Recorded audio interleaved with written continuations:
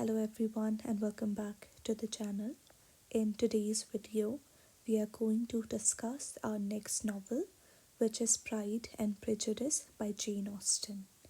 Before doing that, let's have a look at the previous year questions that have been asked from this novel. Critically comment on the representation of money and marriage theme in Pride and Prejudice. Discuss the significance of title Pride and Prejudice and how far it suits the character of the novel. Examine the late 18th century English class system as revealed in Pride and Prejudice. How does Pride and Prejudice satirize women's education, employment, and marital status during the time of Jane Austen? Elaborate how Jane Austen in Pride and Prejudice depicted a world in all its narrow prides and prejudices with accuracy and satire. What attitudes of marriage can be discerned in Jane Austen's account of Mr. and Mrs. Bennet, Charlotte Lucas, and Mr. Collins, Lydia Bennet, and Mr. Wickham in Pride and Prejudice? Pride and Prejudice opens up with the iconic narrative voice, and it is the one reader hears throughout the novel. Illustrate.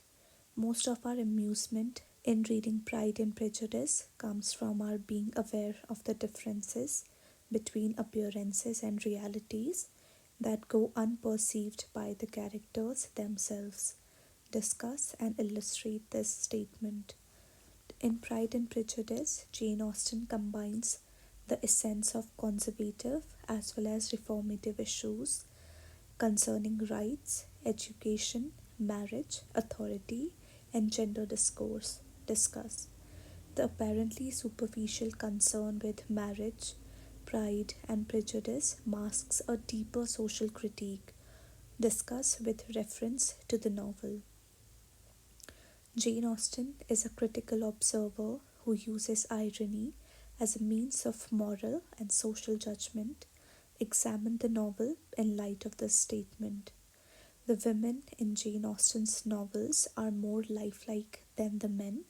How far is this comment applicable to Elizabeth in Pride and Prejudice?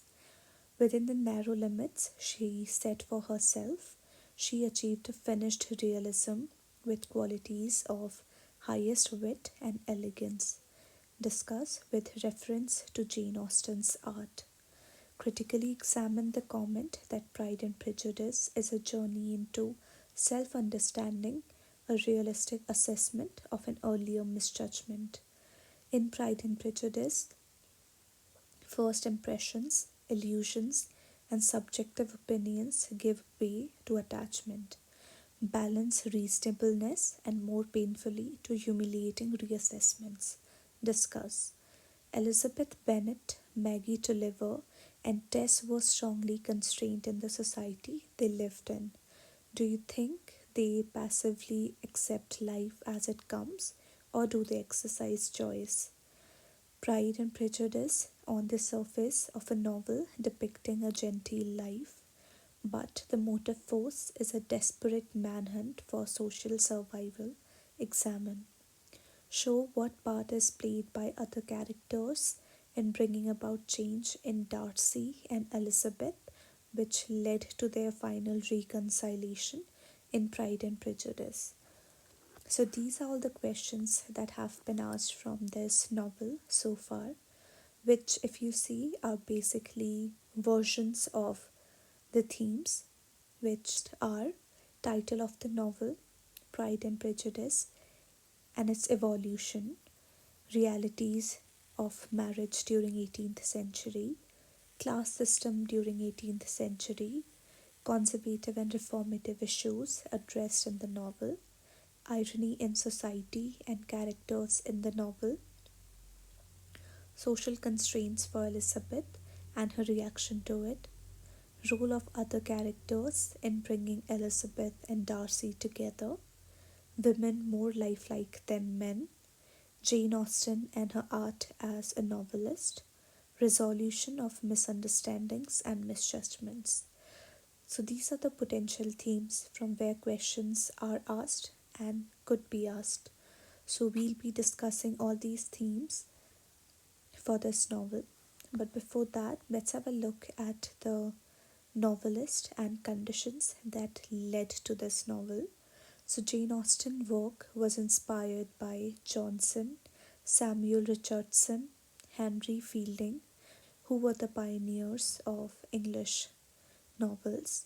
Since then, the world was limited geographically, socially, and morally, and also women were not allowed to go out and study. Therefore, the ideas, the characters, the topics, and surroundings of the characters and the settings was limited. The characters usually were middle class, some above middle class, and some below middle class. Life was only limited to these people. So the novelist is sympathetic, moralist, conservative in social thinking, but also hints of reformation, satirist, major dramatist, ironist, and away from imaginative romance. So let's have a look at the summary of the novel. The novel Pride and Prejudice begins with the arrival of wealthy Mr. Bingley to the estate of Netherfield Park. This causes stir in the Bennet household as Mrs. Bennet is desperate to marry Bingley to one of her 5 daughters. Then Bingley meets Jane at a ball and he seems to be smitten by her. But his friend Mr. Darcy is rude to Jane's sister Elizabeth. However, in the next few social gatherings, Jane and Bingley grow closer, and Darcy, despite his prejudices against Elizabeth, find himself becoming attracted to her beauty and intelligence. When Jane is caught in the rain while travelling to visit Mr. Bingley, she falls sick and must stay at Netherfield as per her mother's plan. And Elizabeth comes there to take care of Jane. And though Bingley's sisters are rude to Elizabeth, but Darcy's attraction towards her increases. However, Elizabeth still considers him a snob. Meanwhile, Mr. Collins, who is Bennet's cousin, visit their house in search of a marriageable daughter and inheritance, as women were not considered to be the heir of their property.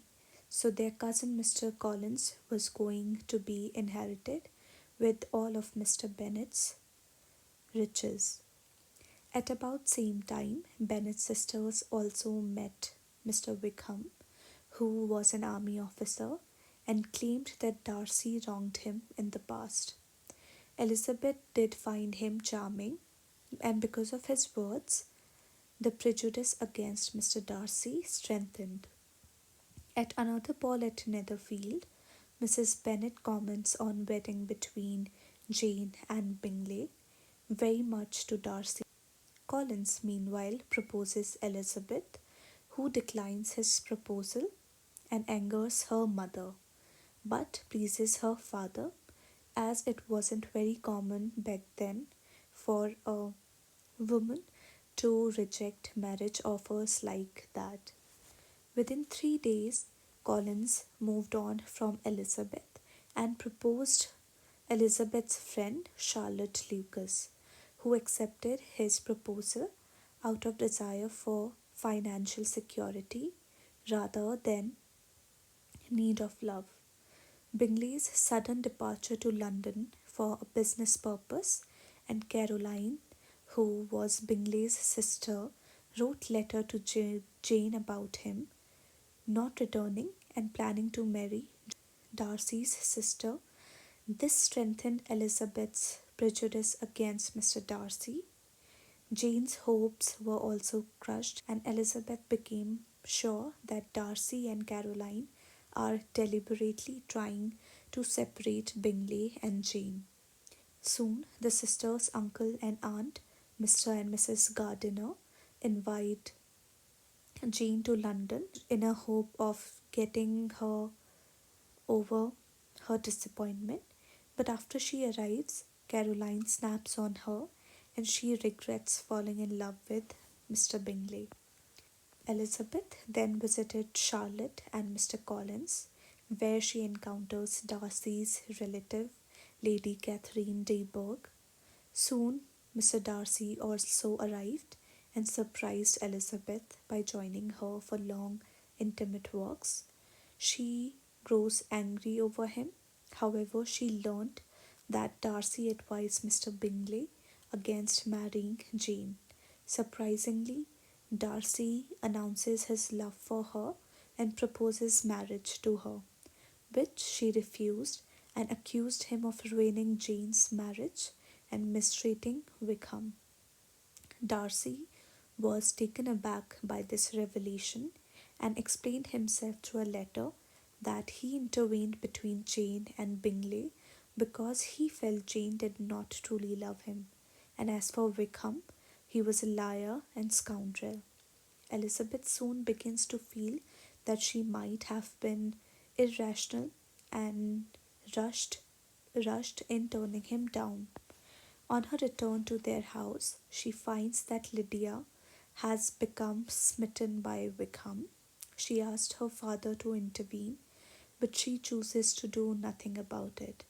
Elizabeth soon accompanied Gardiners on a trip where they visit Pemberley, which was Mr. Darcy's magnificent estate, and unexpectedly, Mr. Darcy visited the estate where he introduced her to his charming sister.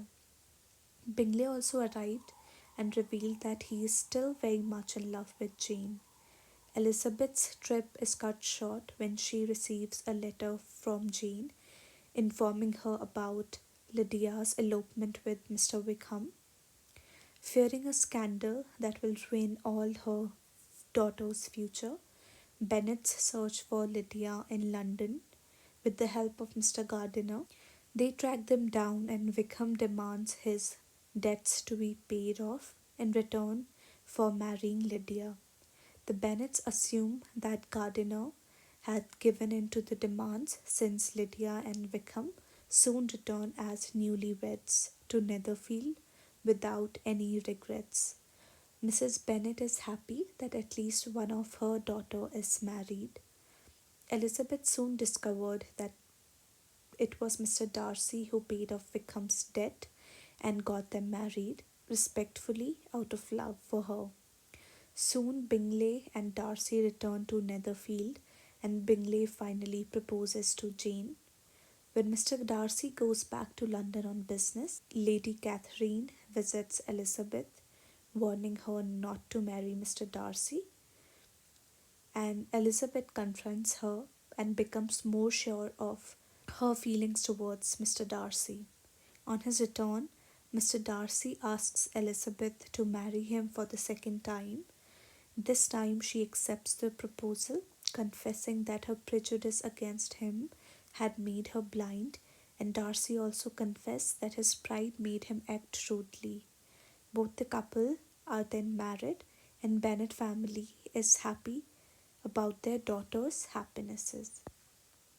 So this was the summary of Pride and Prejudice. Of course, there are many more details to it, which we'll study when we cover the themes.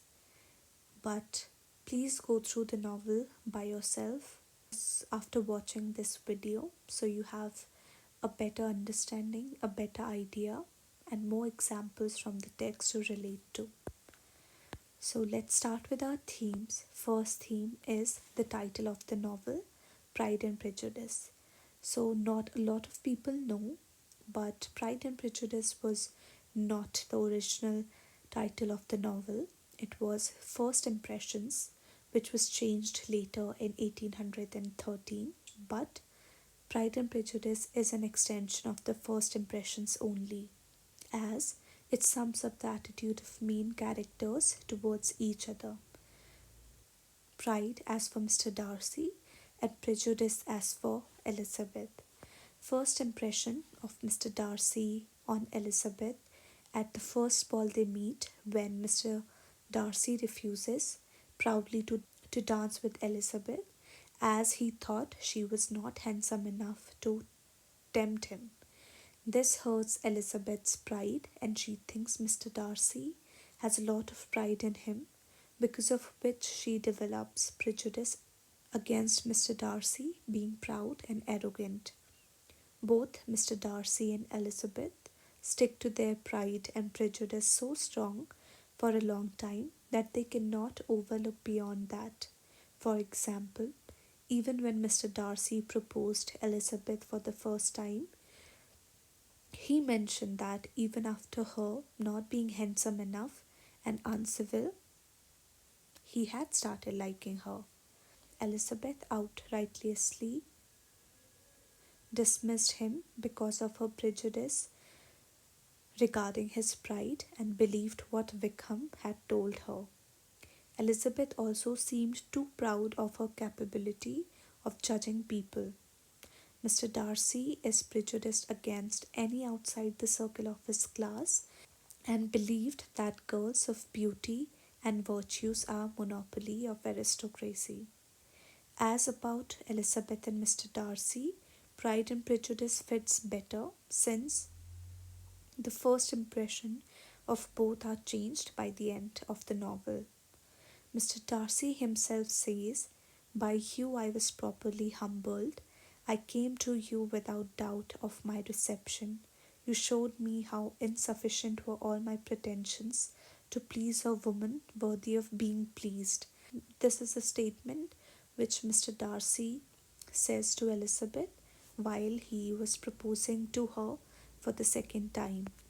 Elizabeth overcomes her pride when she reads letter about him misjudging Jane's love for Mr. Bingley and addressing Wickham's claim. Elizabeth also realized Mr. Darcy's hand in Lydia and Wickham's marriage and Jane being proposed by Bingley. However, it is not just about Mr. Darcy and Elizabeth, but also about other characters. For example, Mr. Wickham's wickedness overtaken by his charming looks and not seen by Elizabeth in his first impression on her.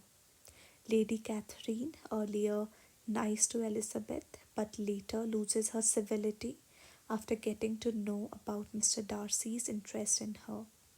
Mr. Darcy's sister earlier was considered proud and haughty by Elizabeth, but later she discovered her to be shy and innocent. But to keep it more about two characters, similar to Sense, Sensibility and Persuasion, the other novel by Jane Austen, Pride and Prejudice exactly sums up the first impressions of two main leads on each other. Next theme is superficiality of marriage in Pride and Prejudice as social critique.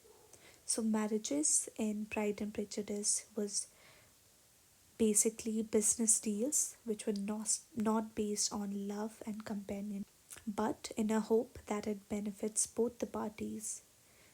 Marriages were arranged on societal and monetary benefits. Mrs. Bennet's ultimate aim in life was getting her daughters married and securing their future financially and socially. She considered marriage as a business transaction and sought higher and suitable match for financial security for her daughters. For Mr. Collins, marriage mattered as this was the only way for him to not be lonely and regret his entire life. Therefore, after being rejected by Elizabeth, he quickly moves on to Elizabeth's friend Charlotte in 3 days. Charlotte was not sentimental about marriage but practical. For her, it was a business deal. Therefore, Even after knowing that Mr. Collins proposed Elizabeth, she accepts Mr. Collins' proposal for financial security. As for Lydia, who happens to be a spoilt, egoistic, senseless, and selfish girl, her ultimate aim was just to get married. She was impressed by Wickham's looks and did not consider his nature, cunningness, and wickedness. She was not even guilty and did not show any sign of regret after elopement, and also did not shy away from asking her sister for money. For Mr. Wickham, love and marriage were mere means of entertainment. He only had good looks and no values. He was money minded, clever, cunning, and created false image of Mr. Darcy. Elizabeth, on the other hand, is romantic and prefers love over anything else, like financial security or social status. She did not compromise on her beliefs and thus have a successful marriage. Class distinctions are present in the examples as Mr. Darcy advises Mr. Bingley against marrying Jane since she was below his class status. Lady Catherine also asks Elizabeth to stay away from Mr. Darcy as it would breach the class. Mr. Darcy overlooks liking towards Elizabeth since she does not belong to his class, and his belief that women of virtues are the monopoly of aristocracy. Only Jane and Bingley and Elizabeth and Darcy, whose relationships were based on love, are successful since their relationship was not based on any arrangement or alternate interests but pure admiration. And women's dependence on men has been depicted in a way that women were not allowed to work, go out, or even study for that matter.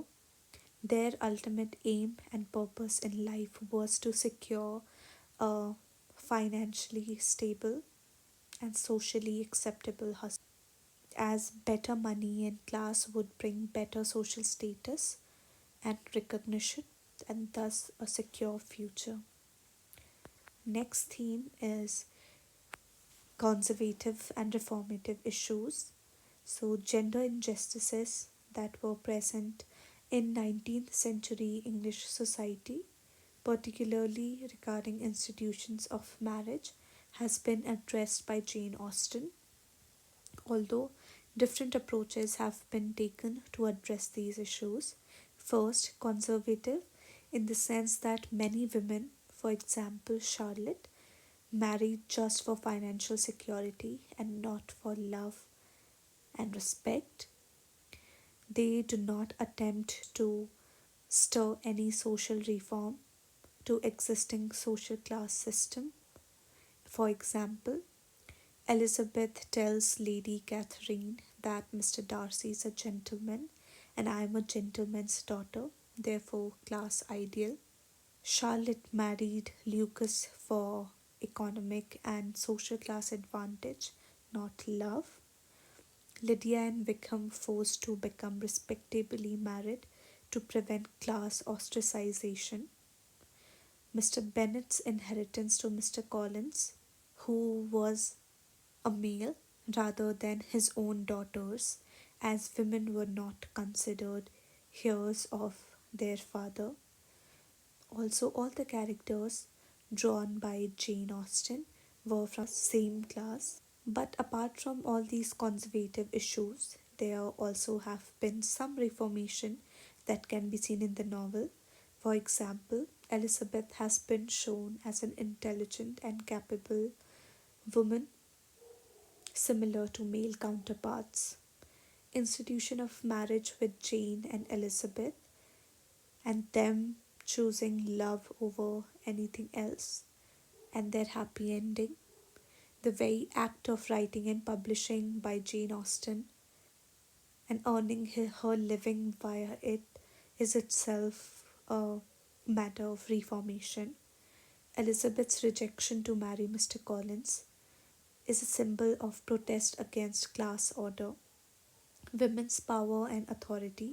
For example, Lady Catherine de Bourgh in her family is a protective, wealthy, and authoritative figure. So, this is it for this video. We shall discuss more themes in the following video. So, thank you for tuning in.